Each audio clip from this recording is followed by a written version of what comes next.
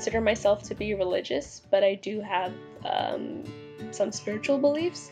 I think there is a higher power just because there's a lot of order to the world that I don't think would just occur by chance. I am Muslim, so I am religious to a certain extent. Things that don't seem logical to me anymore, I tend to not believe in them, but I do believe in a God. I think I myself am more spiritual than religious. Yes, I do believe in a higher power. I identify as being a Christian and specifically following the branch of Catholicism. My main belief is that there is one God and that Jesus Christ is God. I don't really consider myself to be that spiritual or religious. Do I believe in a higher power or God? I mean, yeah, on some level I do. It's the way I was raised. It's all I know. But as I get older and learn more things and gain more experiences, the more and more I question it. Yes, I do consider myself religious. Yes, I do believe in God. Yes, I do, but in a very different way in comparison to my elders, like my parents or my grandparents. Yes, I do believe in God. I consider myself to be spiritual over religious. Higher power. Yes, I do. Sounds like to me is that it's just people who believe in their ancestors guiding them, like their spirits of their ancestors guiding them. I don't specifically know what it means. Ever heard of the concept of ancestral worshiping? I don't even know what that. Don't know what ancestor worship is. I don't know what it is. I don't. No, I do not. The Telenezi people located in Ghana are a patrilineal-based society that have been practicing ancestral worship for many years. Their religion can be constituted as an ancestor cult, which means that individuals primarily worship their ancestors and their fathers through filial piety and through rituals and moral obligations. A quote from the reading located on page 167 describes the religiosity of the Telenezi peoples. The dissoluble bond that united the men to their God, he concludes, is the same bond of the blood fellowship, which is the one binding link between man, and the one sacred principle of moral obligation. Further to this, they have an interesting way of practicing their religion in the daily life. The firstborn child, especially if it is a son, must not interact with his father all the time and must keep his distance from him because the destinies cannot intertwine. It is considered bad luck because one day he will be his father's successor to the patrilineal ancestry. Once the firstborn son is able, he must move out of the house and create his own home and farm in order to survive. This is part of the filial piety in which individuals show utmost respect and worship to the elders, no matter what the age difference is. This is especially evident when the father dies because the firstborn son must perform the burial and worshipping of the father.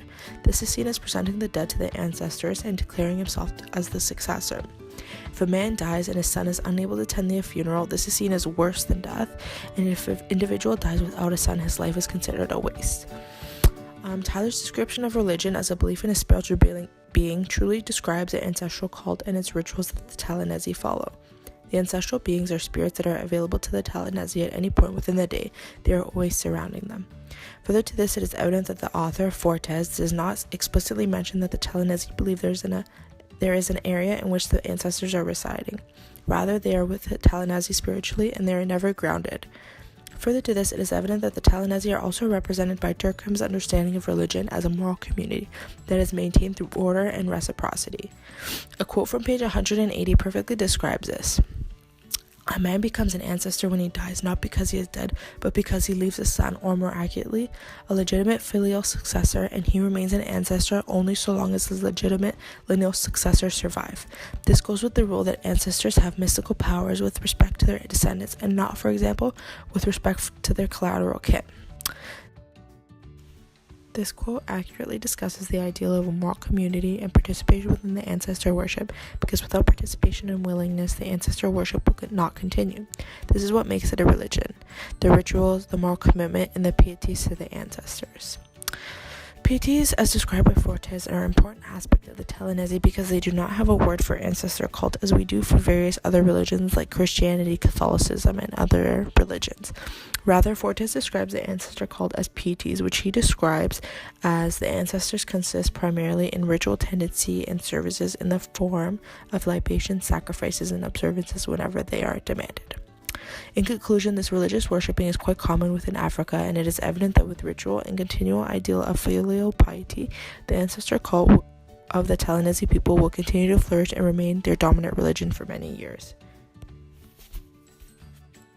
Ancestor worship within the Suku of southwestern Congo draws from Durkheim's claims in regard to the role of religion.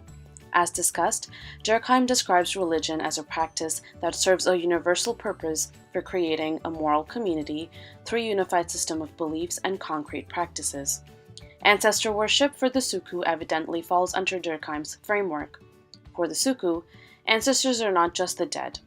They are identified as the eldest members of the group as well.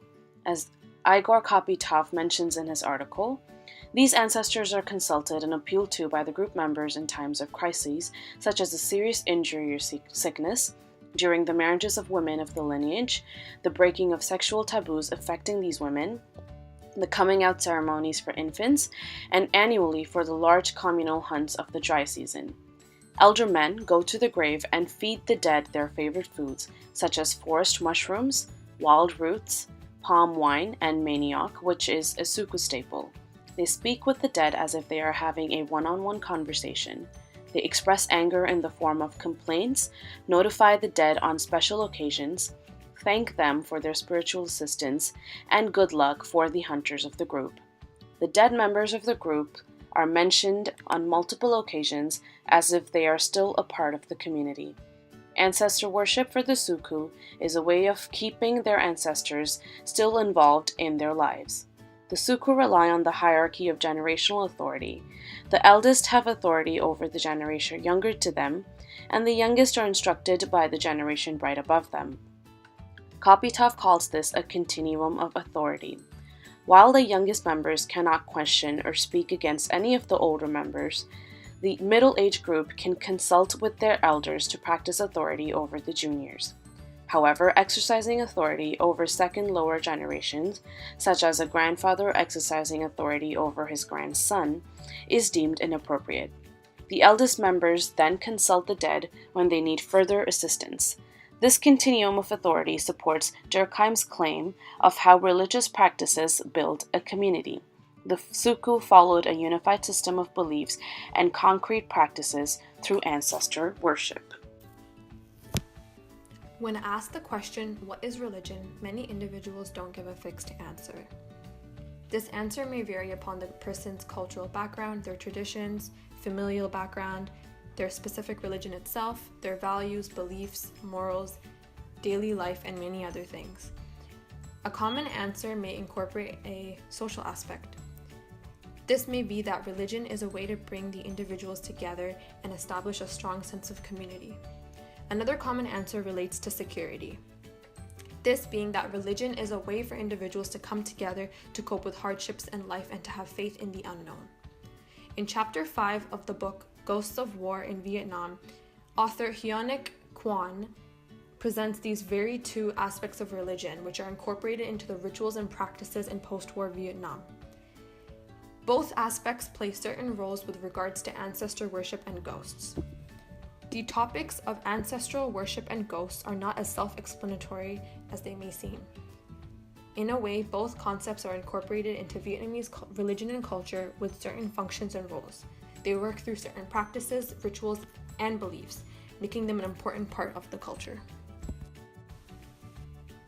Although ancestor worship and ghosts were already present in Vietnamese culture, their significance grew following the American War.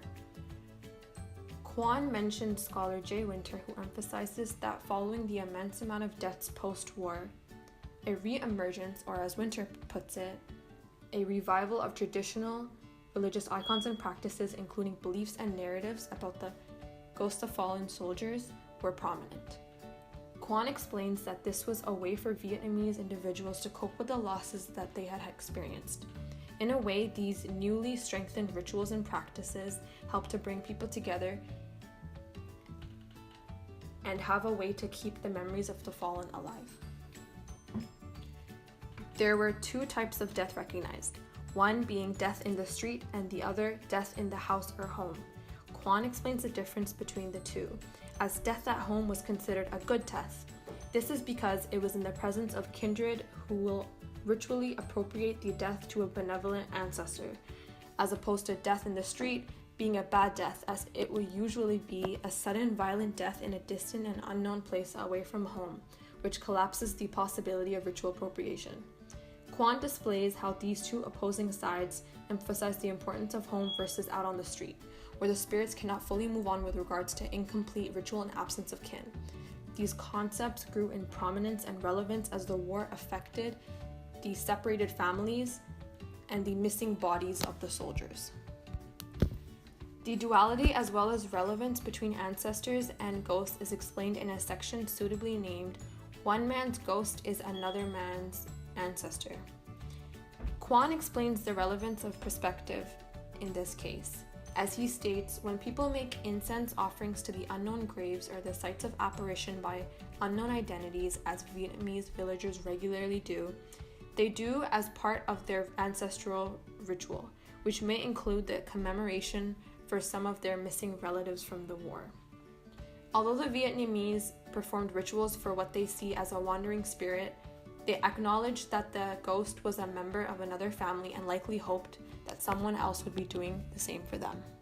Significance grew following the American War. Kwan mentioned scholar Jay Winter, who emphasizes that following the immense amount of deaths post-war, a re-emergence, or as Winter puts it, a revival of traditional religious icons and practices, including beliefs and narratives about the ghosts of fallen soldiers, re-emerge. Kwan explains that this was a way for Vietnamese individuals to cope with the losses they'd experienced. In a way, these newly strengthened rituals and practices helped to bring people together and were a way to keep the memories of the fallen alive. There were two types of death recognized in Vietnamese culture at the time. One being the death in the street and the other death in the house or home. Kwan explains the differences with the two, as death at home was considered a good death. This is because it was in the presence of kindred who will ritually appropriate the death to a benevolent ancestor, as opposed to death in the street being a bad death, as it would usually be a sudden violent death in a distant and unknown place away from home, which collapses the possibility of ritual appropriation. Kwan displays how these two opposing sides emphasize the importance of home versus out on the street, where the spirits cannot fully move on with regards to incomplete ritual and the absence of kin. These concepts grew in prominence and relevance as the war affected the missing bodies of the soldiers of the separated families.